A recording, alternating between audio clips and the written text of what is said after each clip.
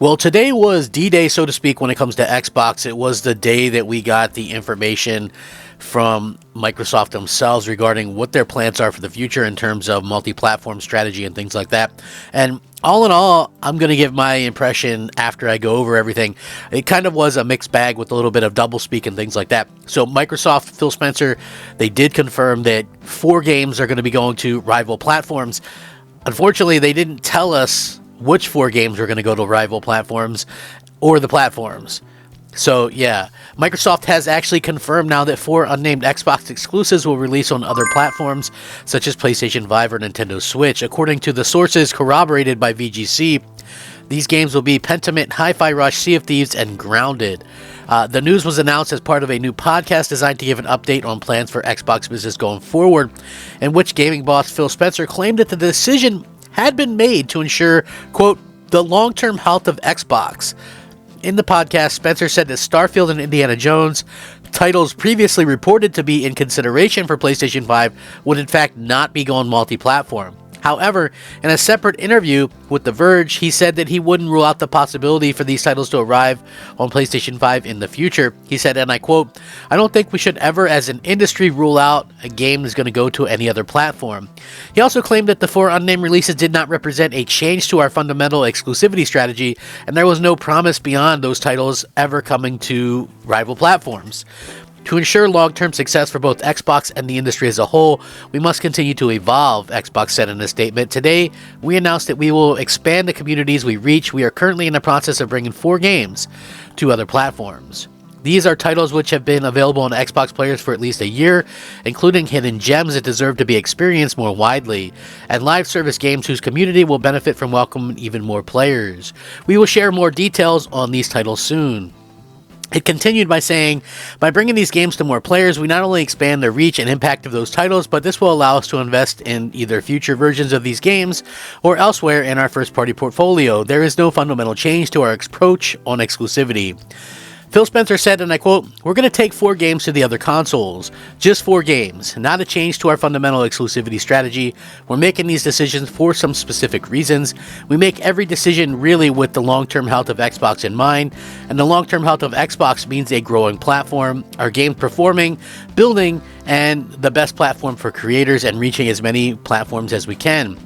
Asked how Microsoft actually went and chose the 4 specific titles, Spencer said, "We looked at the games over a year old, so they've been on Xbox and PC for a while.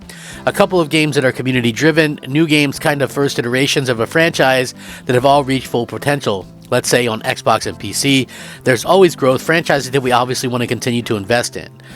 On the 2 service-based games go multi-platform, which is likely Sea of Thieves and Grounded, Spencer said that the move would give us the ability to continue to invest in them. We think that's great for the business and great for communities, more players to play with.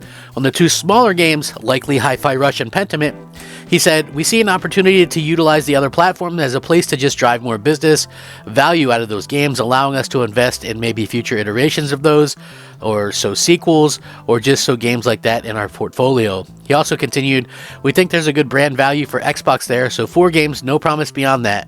So if you're on those other platforms and you see these 4 games coming, please don't take it as a signal that everything's coming. It's not. We're going to learn from this."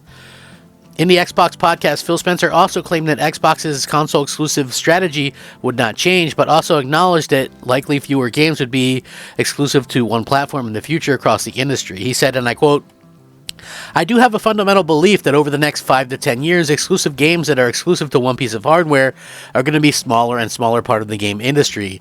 And that's not some great insight, because if you look at the last 10 years and what the biggest games are today, it's a natural place. Whether it's one console and PC, multiple consoles, or mobile console and PC, you see big games landing on multiple platforms." In an Xbox blog post, Microsoft emphasized that the decision to take games multi-platform did not represent a change in its commitment to Xbox consoles, which it said it would continue to provide flagship experience for players and the best value and convenience. This is what it means to be part of Xbox. The biggest games in the world will be on Xbox. Our games will come to Game Pass day one. A robust and innovative multi-year hardware roadmap. Compatibility with your library is a priority, inclusive of cross-play, cross-save, and robust cloud features. Xbox will continue to help creators find the biggest audience possible. Asked about Xbox's commitment to hardware, President Sarah Bond teased its next-generation console plans and claimed it had some exciting stuff coming in hardware that we're going to share this holiday.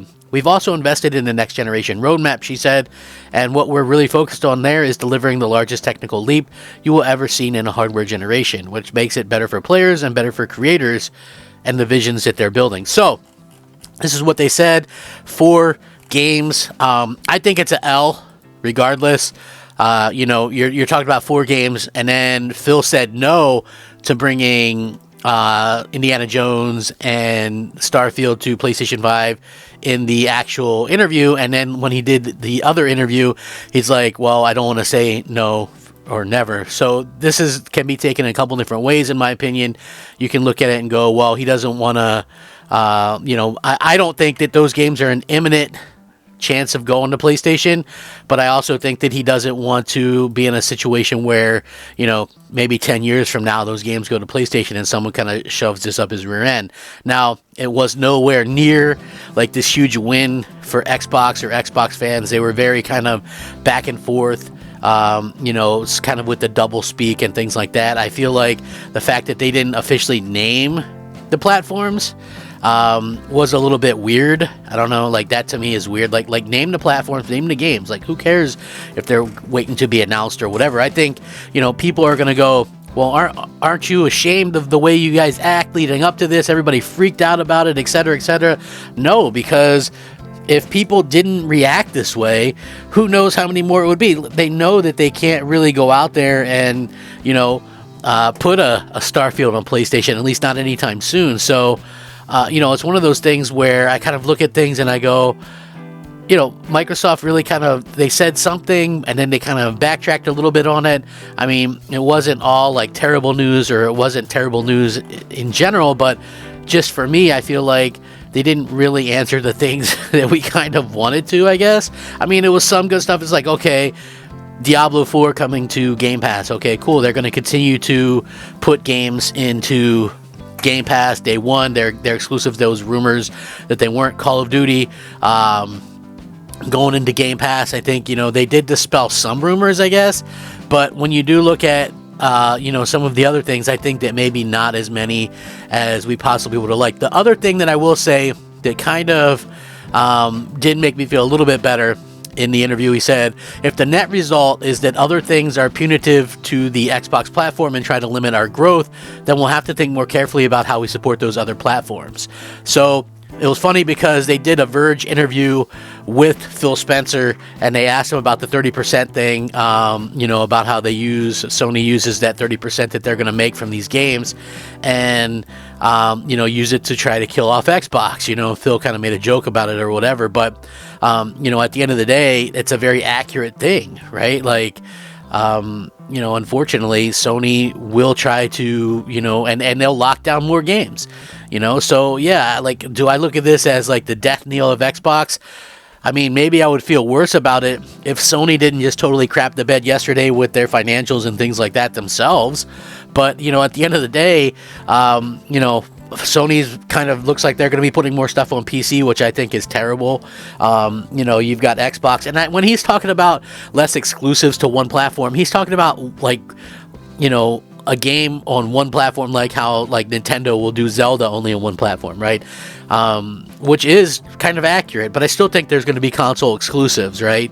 And I think that you have to have that. If you have a platform, you have to be able to have games that people are going to really, really kind of be interested in, and that it sells, people on the platform itself. So, like I said, I think it was a bit of a mixed bag. He does leave the door open for more games, but it's like, I think, they realize from the fan reaction that they can't just go and just start like putting whatever the hell they want on PlayStation, And it was so funny because Phil was later interviewed as well, and he's like, kind of, I guess, port begging for Helldivers 2. He's like, I don't see why, that game isn't on Xbox or what they gain from that. Well, I mean, they gain from that is this popular game, and the only place to play it on a console is PlayStation, so people might pick up a PlayStation for it. I mean, that's what it is. Kind of is what it is. It's like, I get it, but, they've spent so much time talking about how they don't care if people buy the Xbox that, people weren't buying the Xbox. So, I don't know. You've got to have exclusives. You got to have reasons to stay in that ecosystem. But they did kind of mention, I thought it was interesting that Matt Booty was like bringing up people's digital libraries. And I felt attacked because, you know, I've got like so many games on my Xbox. What are you going to do? He's basically like, people stick where their libraries are. I mean, he's kind of right. You know, what else can you do? You know what I mean? Like, throwing away my Xbox doesn't solve my problem of hoping that the Xbox survives and that my games will survive and then I'll be able to play them. So, you know, again, I'll link all of this stuff in the description. Let me know what you think down below because I'm very curious. Thanks for watching. I'm Crap Gamer. This is Crap Gamer Reviews. Rack 'em up. Crap Gamer out.